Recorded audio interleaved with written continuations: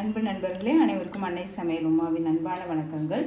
இன்றைக்கி அன்னை சமையலில் பார்க்க போகிறது சூப்பரான ஒரு குழம்புங்க, சேனக்கிழங்கு குழம்பு. வாங்க சேனக்கிழங்கு குழம்பு எப்படி செய்கிறதுன்னு பார்க்கலாம். கடாயில் தேவையான அளவு எண்ணெய், 1 டீஸ்பூன் சோம்பு, கொஞ்சம் கருவேப்பிலை, கொஞ்சம் சின்ன வெங்காயம், ஒரு பெரிய வெங்காயம்,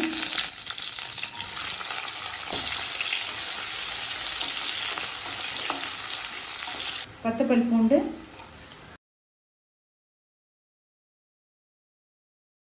சின்ன வெங்காயம் நீங்கள் விருப்பப்பட்டால் போட்டுக்கலாங்க. சின்ன வெங்காயம் போட்டு குழம்பு பண்ணிங்கன்னா டேஸ்ட் ரொம்பவே நல்லாயிருக்கும். ஒரு தக்காளி, இது பெரிய தக்காளியாக இருக்கனால 1 போட்டேங்க. சின்ன தக்காளியாக இருந்தால் 2 போட்டுக்கோங்க. தக்காளி நல்லா வதங்கிடுச்சுங்க. 1/4 டீஸ்பூன் மஞ்சள் தூள், 2 டீஸ்பூன் மிளகாய் தூள், 1 டீஸ்பூன் தனியாத்தூள்,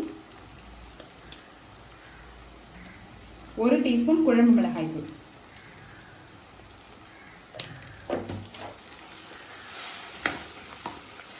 இப்போ மிளகாத்தூள் வாசனை போக 1 நிமிஷம் வரைக்கும் நல்லா வதக்கிக்கலாங்க.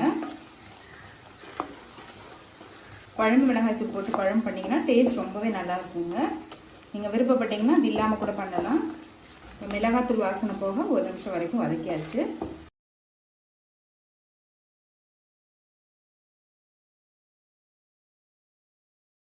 அடுத்தது ஒரு எலுமிச்சை அளவு புளியை தேவையான அளவு தண்ணியில் கரைச்சி சேர்த்துக்கலாங்க. இது பார்த்திங்கன்னா நல்ல ஒரு 3 கப் தண்ணி இருக்குங்க. தேவையான அளவு உப்பு. இப்போ அடுத்தது இது கூடவே 200 கிராம் சேனக்கிழங்கு சேர்த்துக்கலாம். இது மாதிரி கட் பண்ணி சேர்க்குறேங்க. நீங்கள் விருப்பப்பட்டீங்கன்னா எது மாதிரி வேணால் கட் பண்ணிக்கலாம். இந்த புளி தண்ணியிலே தான் சேனக்கிழங்கு வேகணுங்க. அப்படி சரியாக வேகலைன்னா நாக்கரிக்கும்.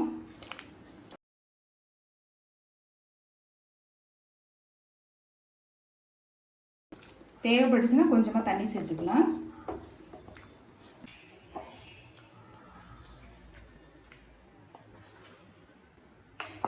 இப்போ மூடி போட்டு நல்லா வேகிற வரைக்கும் வெயிட் பண்ணலாங்க. சேனக்கிழங்கு வந்துட்டு இருக்க நேரத்தில் 1/2 கப் தேங்காய் துருவல், 1 டீஸ்பூன் சீரகத்தை மிக்சியில் நைஸாக அரைச்சிக்கலாங்க. இப்போ பாருங்கள், சேனக்கிழங்கு நல்லாவே வெந்துடுச்சு. இப்போ நம்ம அரைச்சி வச்சுருக்க தேங்காய் இதில் சேர்த்துக்கலாங்க.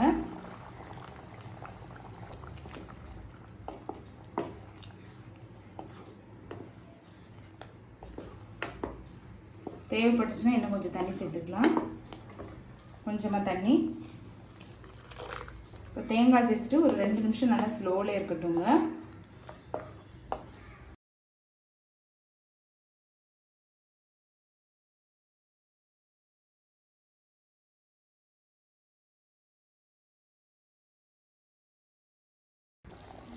குழம்பு பாருங்கள் நல்லா திக்காகிடுச்சு. இப்போ சேனக்கிழங்கு குழம்பு ரெடி ஆகிடுச்சு. நம்ம சர்வ் பண்ணிடலாம். சுவையான சேனக்கிழங்கு குழம்பு ரெடி ஆகிடுச்சு. ரெசிபியை ட்ரை பண்ணி பாருங்கள், கண்டிப்பாக உங்களுக்கே பிடிக்கும். ரெசிபி பிடிச்சிருந்ததுன்னா வீடியோவை லைக் பண்ணுங்கள், கமெண்ட் பண்ணுங்கள், ஷேர் பண்ணுங்கள். இது வரைக்கும் அன்னை சமையல் சேனலை சப்ஸ்கிரைப் பண்ணலைன்னா சப்ஸ்கிரைப் பண்ணுங்கள். தேங்க்யூ.